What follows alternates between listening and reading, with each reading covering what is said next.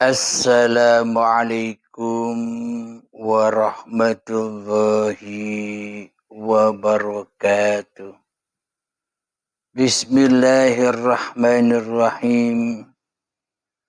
Ashhadu an la ilaha illallah wa ashhadu anna Muhammadar Rasulullah.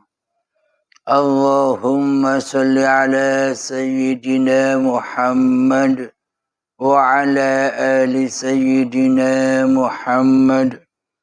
Rabbi shrah li sadri wa yassir li amri wahlul 'uqdatam min lisani yafqahu qawli. Amin.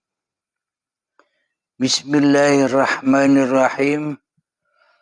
Salam hormatku, salam santunku, salam takzimku buat para sahabat tercinta jamaah Uripi Allah dimanapun Anda berada, baik yang ada di dalam dan yang ada di luar negeri. Saya mengucapkan minal aizin wal faizin, mohon maafkan lahir dan batin. Semoga kita semua senantiasa selalu disucikan oleh Allah Subhanahu wa ta'ala. Amin ya rabbal alamin. Alhamdulillahirabbil alamin. Kali ini tema saya beri judul darah kotor. Saya kutipkan di dalam surat Al-Baqarah ayat yang ke-222. Bismillahirrahmanirrahim. Wa yas'alunaka 'anil mahid. Qul huwa adhan fa'tazilun nisaa fil mahid. ولا تقربوهن حتى يطهرن وإذا تطهرن فأتوهن من حيث أمركم الله إن الله يحب التوابين ويحب المتطهرين.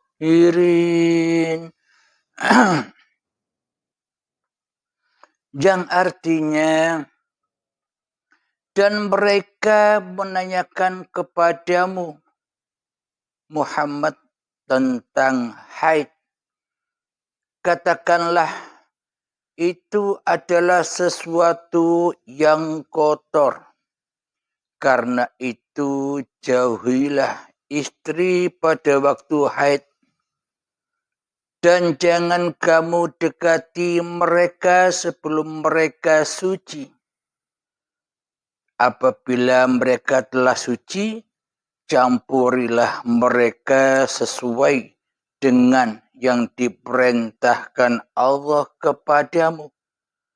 Sungguh Allah menyukai orang yang taubat dan menyukai orang yang mensucikan diri.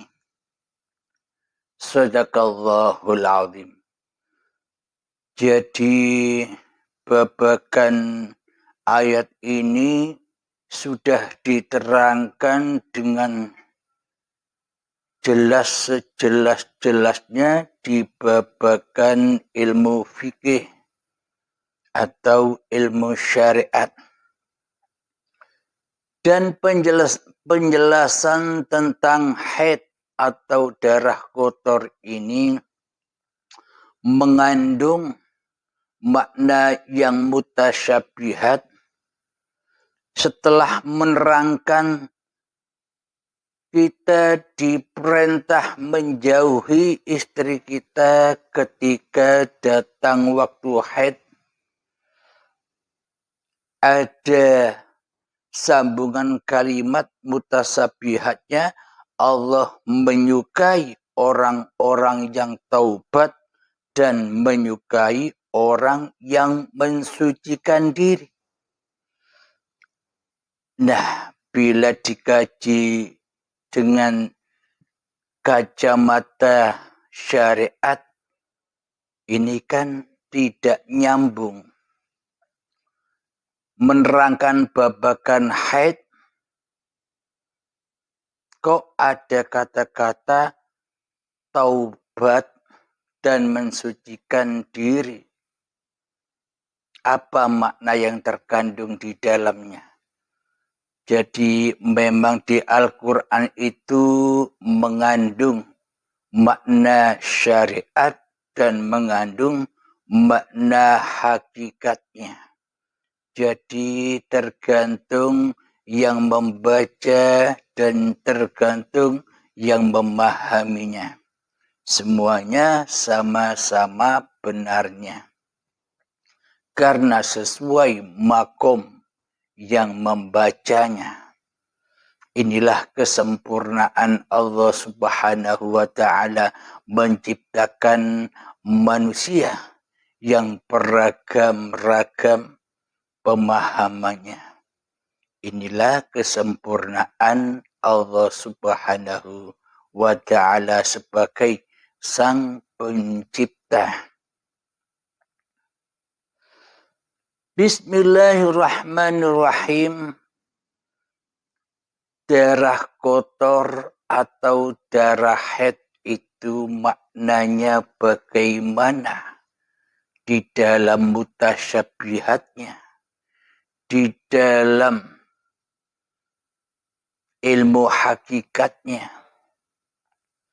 Darah kotor, darah haid itu adalah sebuah lambang dari masing-masing hati kita sendiri yang selama ini hati kita kotor. Maknanya kotornya bagaimana? Hati kita kotor karena hati kita selama ini tak bertuhan. Bertuhannya bukan kepada yang maha suci, akan tetapi bertuhannya kepada yang maha kotor. Yakni yang jadi Tuhan di dalam hati kita selama ini bukan Allah Subhanahu wa ta'ala. Akan tetapi yang menjadi Tuhan, yang merasa ada, yang merasa wujud, yang merasa hidup, yang merasa berkuasa, dan yang merasa punya ketetapan-ketetapan kehendak daya upaya di dalam hati kita selama ini kan diri kita sendiri. Inilah yang dimaksud Allah darah yang kotor.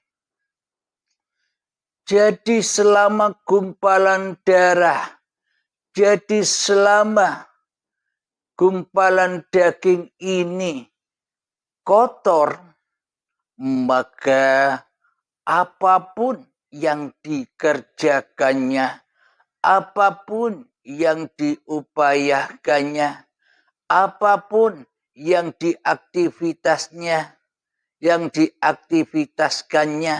maka semuanya tenggelam di dalam kekotoran.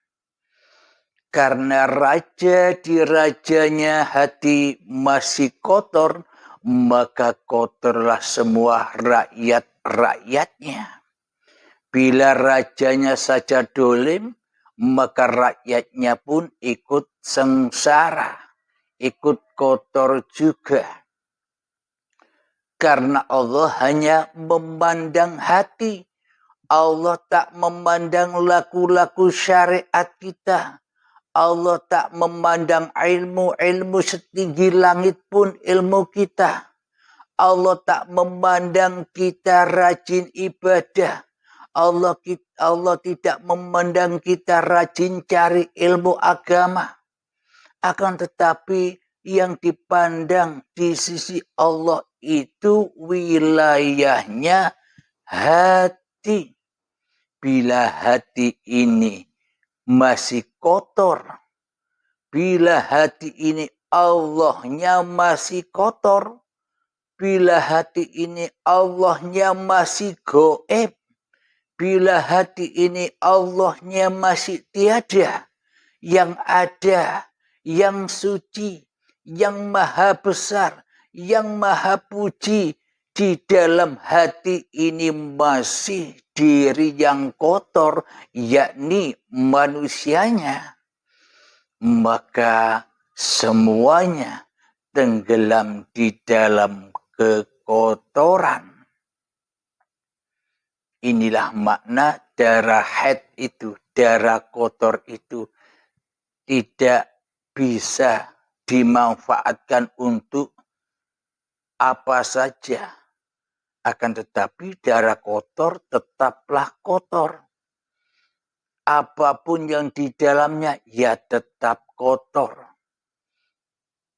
Alhamdulillahirabbil alamin.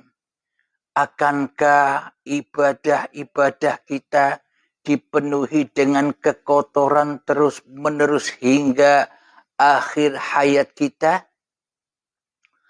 Apakah kita tidak tergerak hati kita untuk hijrah dari iman yang ala kadarnya selama ini kepada iman yang sesungguh-sungguhnya iman? Apakah tidak tergerak di dalam hati kita hijrah dari Islaman yang selama ini kita anut menuju Islam yang sesungguh-sungguhnya Islam? Apakah kita tidak tergerak hati kita untuk hijrah kepada Inna dina indallahil Islam? Sesungguhnya agama yang diridhoi di sisi Allah itu adalah agama yang selamat, bukan agama Islam. Islam itu bahasa Arab, artinya Islam selamat. Orang Arab tahu kalau Islam itu selamat, bukan Islam. Islam kata-kata, tapi makna di balik Islam itu adalah selamat. Kalau kita terpancang dengan nama Islam, maka selamanya kita akan tersesat jalannya. Akan tetapi agama yang dipeluk oleh seluruh para nabi, seluruh para rasul, dan seluruh aulia Allah itu agama yang selamat. Bukan agama Islam kata-kata, tapi agama yang selamat. Apanya yang selamat? Yang selamat adalah hatinya, disucikannya hatinya dengan taubat-taubatnya. Disucikan hatinya dari kedoliman-kedolimannya. Disucikan hatinya dari kejahiliaan hati kita selama ini. Disucikannya dari kedustaan hati kita selama ini di dalam bertuhan dan beragama. Disucikannya dari kebohongan hawa nafsu yang selama ini menyesatkan kita dari Allah Subhanahu wa Ta'ala. Itulah untuk jalan mensucikan agama dan kembali kepada kesucian Allah Subhanahu wa Ta'ala. Jadi darah kita ibaratkan selama ini adalah darah haid, darah yang kotor, hawa nafsu yang dipenuhi dengan kekotoran dan kekotoran. Tak ada yang bisa selamat dari hawa nafsu. Tak ada yang bisa suci dengan hawa nafsu. Jika apapun yang kita kerjakan, baik itu di dalam kebaikan, baik itu di dalam hal ibadah, tapi di dalam hati kita yang wujud, yang hidup, yang kuasa, dan yang punya kehendak masih kotor, masih diri kita, masih nama kita, masih wujud diri manusia kita yang merasa menjadi sang Kholik, yang merasa menjadi penggerak, yang merasa menjadi sang penguasa. Apapun yang kita lakukan, maka seluruhnya di dalam kekotoran. Jadi selama hawa nafsu ini menjadi Tuhan, maka makan dan minumnya pun kita selama ini digambarkan di dalam Al-Quran, makan dan minum nanah dan darah. Serba kotor, hartanya kotor, anaknya kotor, istrinya kotor, suaminya kotor, apapun yang dikumpul-kumpulkannya ya kotor. Itulah yang dimaknai fitnah. Jadi tanpa iman, maka apapun itu akan menjadi fitnah. Fitnah bagi kita di sisi Allah. Maknanya fitnah itu apa? Anak, istri, suami, harta, dan dunia yang kita kumpulkan selama ini tidak bisa menyelamatkan kita menuju kepada Allah. Itulah yang dimaksud fitnah. Dan itulah yang dimaksud darah yang kotor. Karena raja di dalam dada kita masih diri manusia kita yang merasa lebih wujud daripada sang pencipta diri manusia kita. Jadi Allah cinta, innallaha yuhibbut tawwabina wa yuhibbul mutatahhirin. Allah cinta, Allah senang kepada orang-orang yang bertaubat dan cinta kepada orang-orang yang mensucikan dirinya. Jadi makna taubat di sini bukan hanya baca istighfar ribuan kali saja sehari. Meskipun miliaran kali sehari, tanpa kita taubat, tanpa kita membersihkan hawa nafsu ini, tanpa kita melengsarkan kerajaan iblis dan setan yang ada di dalam hawa nafsu kita ini, meskipun banyak istighfar yang kita lantunkan, itu tak berimbas apa-apa. Bila yang merasa bisa membaca istighfar, bila yang merasa bertaubat, bila yang merasa bisa membaca istighfar itu masih di dalam kewujudan dan kekuasaan manusianya.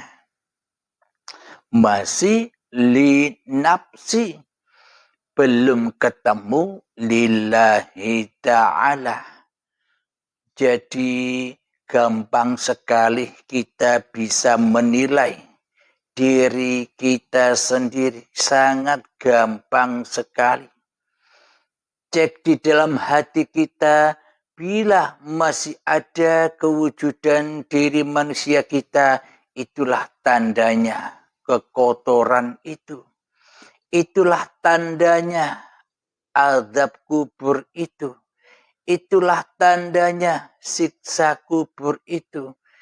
Dan itulah tandanya bahwa kita selama ini mati di dalam lembah kekotoran. Dan itulah lembah jahanam yang berbahan bakarkan badan-badan manusia dan hati yang keras melebihi kerasnya batu. Maknanya hati yang keras di sini, hati kita tidak rela dan tidak ridho bila hidup ini Allah. Hati yang keras itu adalah hati kita tidak rela dan tidak ridho bahwa badan ini bukan badan kita. Hati yang keras itu adalah hati yang tidak rela dan tidak ridho bahwa seluruh apa yang kulakukan ini adalah lakunya Allah, lakunya uripe Allah.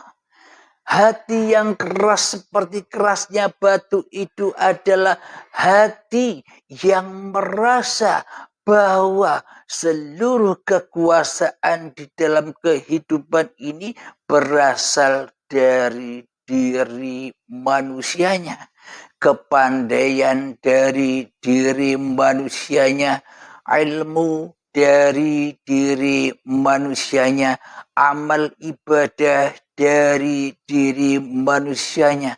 Kita semua bisa melihat dan mengecek apa yang terjadi di dalam hati kita dengan terang dan jelas. Siapa yang jadi Tuhan di dalamnya? Kita sangat amatlah mudah mengecek diri kita sendiri. Jangankan kita orang Islam, semua manusia bisa mengecek dirinya sendiri-sendiri. Karena masing-masing diri manusia itu adalah kitabullah. Kitabnya Allah. Seluruh manusia, apapun agamanya, apapun alirannya, pokoknya seluruh manusia itu pada hakikatnya adalah kitabullah, kitab-kitabnya Allah. Maka barang siapa diberi petunjuk dan hidayah, bisa membaca kitabnya sendiri, maka pasti ia akan bertemu dengan Tuhannya. Man arafa nafsahu faqad arafa rabbahu. Alhamdulillahirabbil alamin. Kenapa disebutkan bahwa seluruh manusia itu adalah kitabullah? Kitab-kitabnya Allah, meskipun agamanya Islam, meskipun agamanya Yahudi, meskipun agamanya Nasrani, meskipun agamanya Sabi'in, Majusi, dan sebagainya. Karena seluruh manusia itu adalah ciptaan Allah. Inna lillahi wa inna ilaihi raji'un. Itulah makna dari kitabullah itu. Akan tetapi kebanyakan mayoritas manusia tidak menyadari itu. Mayoritas manusia lebih memilih cinta kepada kitab yang zahir di luar dirinya daripada kitab yang ada di dalam dirinya. Manusia lebih cinta, manusia lebih pandai apapun agamanya, pandai membaca kitab-kitab agama secara syariatnya yang ada di luar dirinya, kitab-kitab suci yang ada di luar dirinya. Mereka lebih pandai, lebih cinta membaca itu semua, lebih suka menghafal itu semua daripada cinta dan menghafal kitab-kitab dirinya.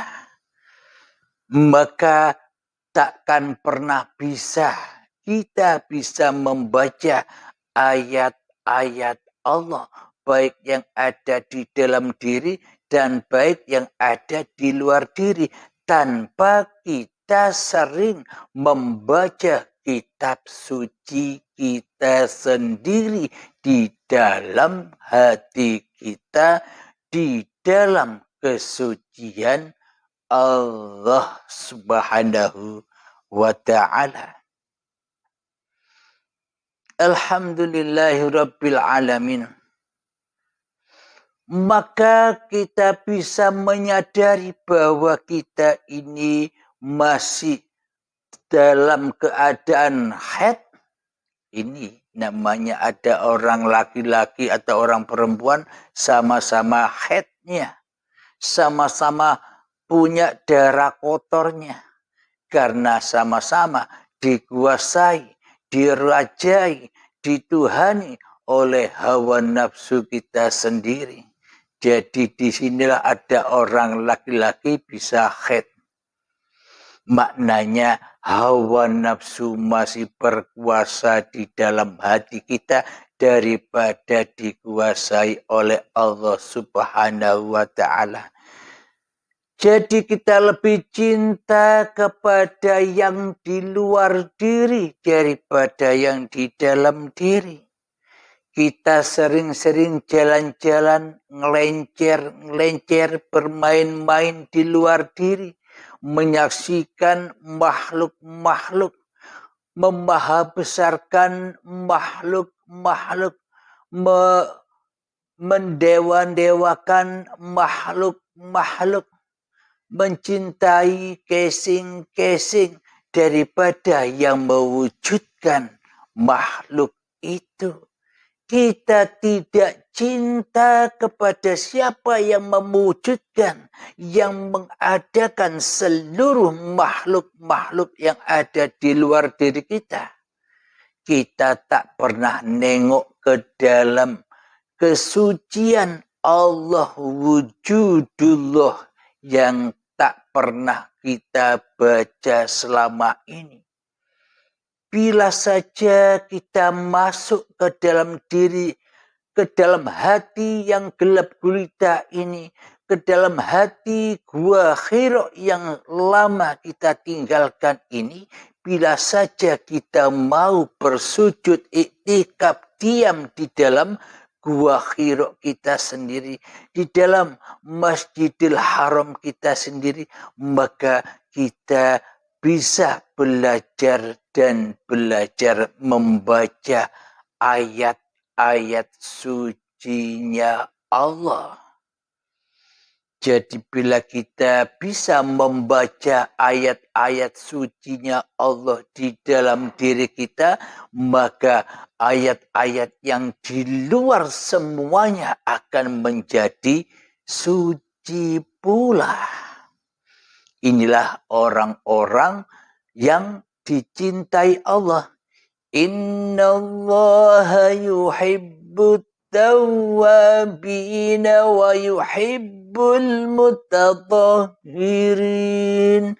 Allah cinta kepada orang-orang yang bertaubat, dan Allah cinta kepada orang-orang yang mensucikan dirinya, yang mensucikan hatinya dari diri manusianya, yang mensucikan hatinya dari wujud manusianya, yang mensucikan hatinya dari hidup manusianya, yang mensucikan hatinya dari nama manusianya, yang mensucikan hatinya dari kekuasaan dirinya, yang mensucikan hatinya dari kodok dan kodar atau ketetapan-ketetapan manusianya di hatinya. Itulah makna dari taubat itu sendiri.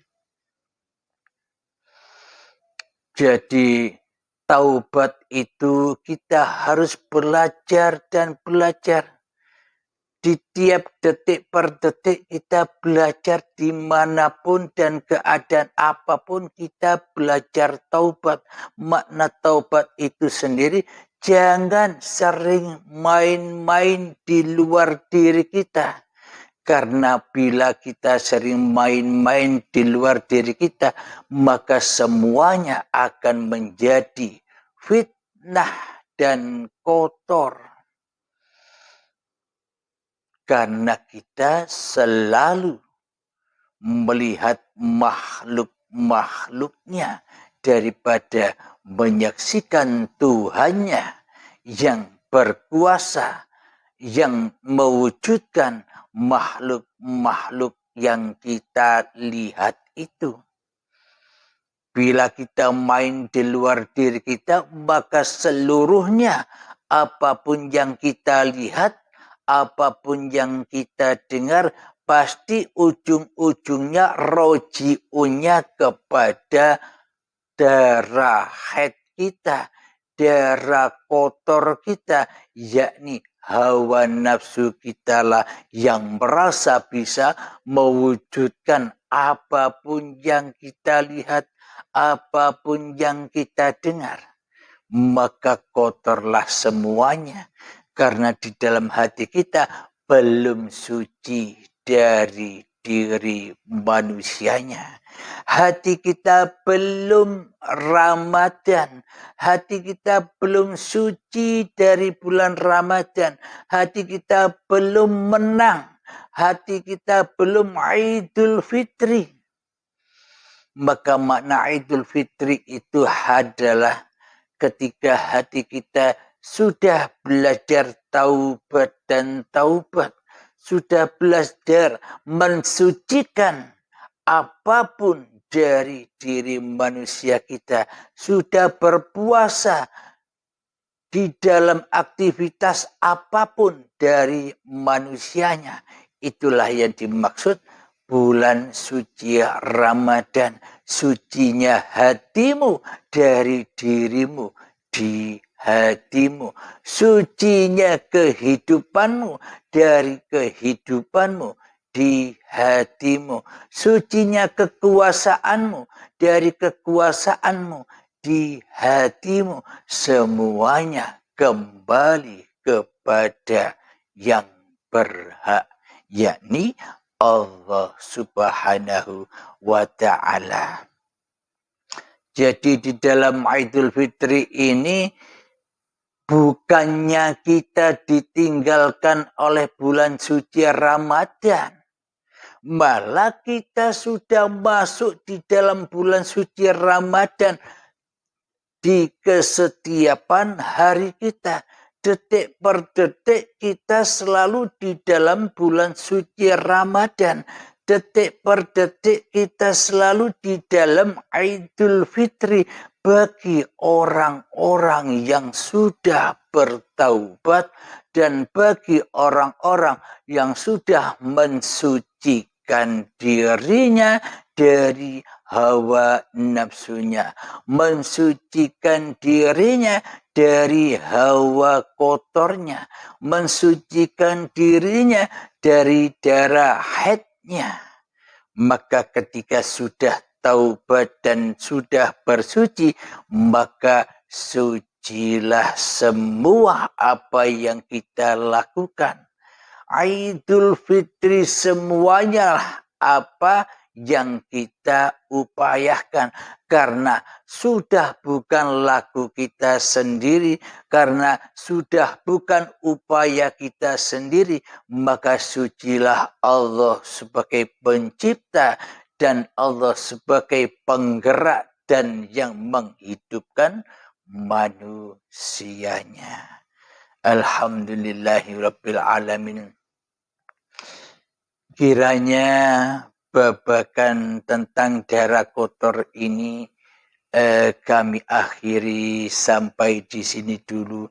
Semoga yang sebentar ini menjadikan pelajaran bagi kita semua, terkhususnya bagi saya pribadi yang masih belajar dan belajar kepada Allah Subhanahu wa Ta'ala, agar hati ini bisa selalu suci dan suci, selalu kembali dan kembali, selalu rojiun dan rojiun kepada kekuasaan Tuhanku daripada kekuasaan hawa nafsuku. Semoga kita semua dimudahkan untuk selalu dan selalu Idul Fitri dimanapun, kapanpun, ila yaumil qiyamah, sampai ajal menjemput kita, mempertahankan Idul Fitri, kesucian yang ada di dalam hati kita sendiri-sendiri. Amin ya rabbal alamin. Allahu Akbar, Allahu Akbar, Allahu Akbar. La ilaha illallah, Allahu Akbar, Allahu Akbar, walillahil hamd. Subhanallah walhamdulillah wa la ilaha illallah wallahu akbar wa la hawla wa la quwwata illa billahil aliyyil azim. Alhamdulillahirabbil alamin. Allahumma shalli ala sayyidina Muhammad wa ala ali sayyidina Muhammad. Rabbana ighfir lana wa liwalidina warhamhuma kama rabbayana shighara. Rabbana atina fid dunya hasanah wa fil akhirati hasanah wa qina adzabannar.